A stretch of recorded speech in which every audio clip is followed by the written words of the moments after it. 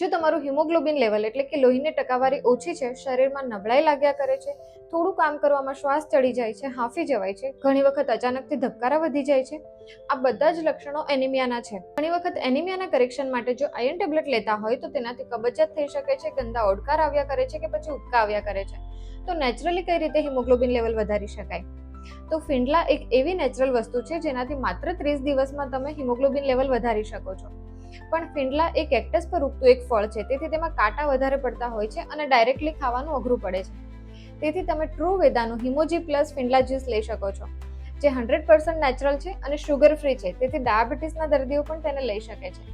આ ફિંડલાનું જ્યુસ દરરોજ સવાર સાંજ લેવાનું છે, જેને પીવા માટે 50 ml ફિંડલાનું જ્યુસ 1 ગ્લાસ પાણીમાં નાખવાનું છે અને સ્વાદ માટે તમે લીંબુ અને મીઠું પણ નાખી શકો છો.